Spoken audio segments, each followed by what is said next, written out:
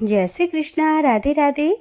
भाद्रपद मास के शुक्ल पक्ष की एकादशी को क्षीर सागर में 4 मास के शयन के मध्य भगवान करवट बदलते हैं। निद्रा मग्न भगवान के करवट परिवर्तन के कारण ही इसका शास्त्रीय नाम परिवर्तनी एकादशी है। आज के दिन भगवान के वामन अवतार की पूजा की जाती है।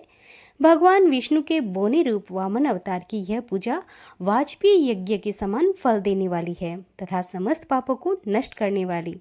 वामन भगवान की पूजा के कारण कुछ व्यक्ति इसे वामन एकादशी भी कहते हैं। इसके दूसरे दिन मनाई जाती है, यानी एकादशी के दूसरे दिन वामन जयंती मनाई जाती है। धर्मराज युधिष्ठिर कहने लगे, हे भगवान, भाद्रपद शुक्ला एकादशी का नाम क्या है? इसकी विधि और मातमी क्या है? इस एकादशी के करने से कौन सा फल मिलता है?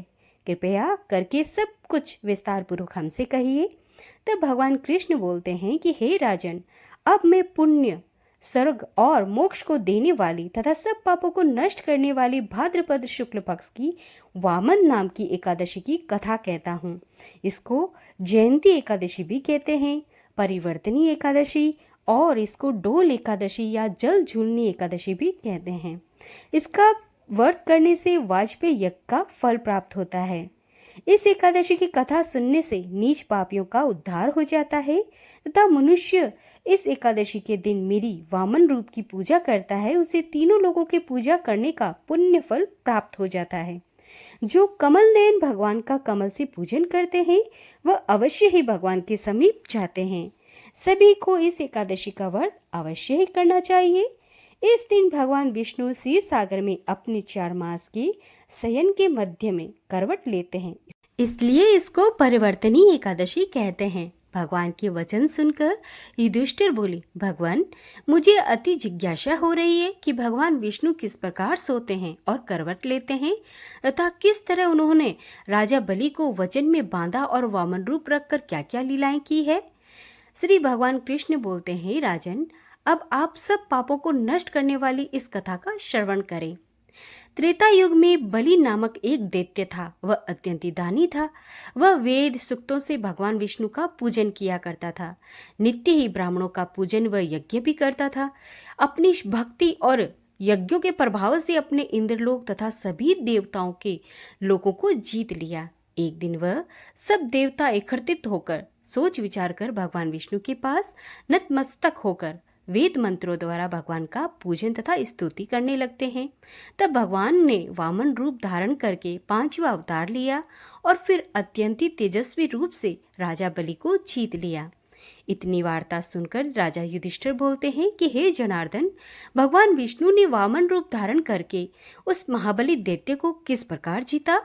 तो भगवान कृष्ण कहते हैं कि हे राजन, वामन ब्रह्मचारी बालक एक रूप में भगवान विष्णु ने महादानी राजा बलि से 3 पग भूमि की याचना की। राजा बलि ने इसको तुच्छ सा याचना समझकर 3 पग भूमि देने का संकल्प दे दिया।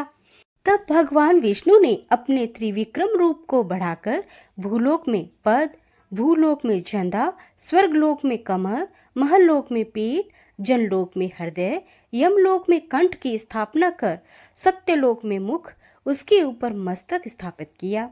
इसे देकर सूर्य, चंद्रमा आदि सब इंद्रादिक देवता वेद सूक्तों द्वारा स्तुति करने लगे। तत्पश्चात राजा बलि से वामन भगवान ने हाथ पकड़कर कहा, राजन, एक पग से पृथ्वी, दूसरे से स्वर्गलोक पूर्ण हो गए हैं, अब मैं तीसरा पग कहाँ रखूं? तब बलि ने अपना सिर झुका लिया और भगवान ने अपना पैर बलि के मस्तक पर रख दिया, जिससे भक्त बलि पाताल को चला गया।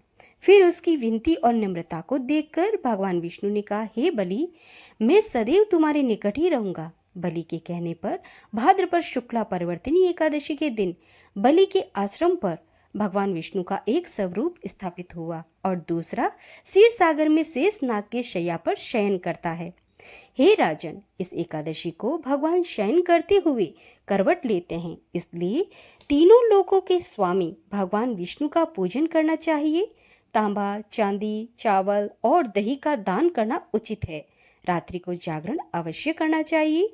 जो विधि पूर्वक इस एकादशी का व्रत करते हैं वे सब पापों से मुक्त होकर स्वर्ग को चले जाते हैं। जो मनुष्य इस पाप नाशक कथा को पढ़ते हैं या सुनते हैं उनको अश्वमेघ यज्ञ का फल प्राप्त होता है। तो भक्तों, यहाँ पर एकादशी कथा का समापन होता है। श्री कृष्ण गोविंदे हरे मुरारी, हे नाथे नारायण वासुदेवा। श्री कृष्ण गोविंद हरे मुरारी, हे नाथे नारायण वासुदेवा। जय जय नारायणी नारायणी नारायण, स्वामी नारायणी नारायणी नारायण, लक्ष्मी नारायणी नारायणी नारायण। जय जय नारायणी नारायणी नारायण।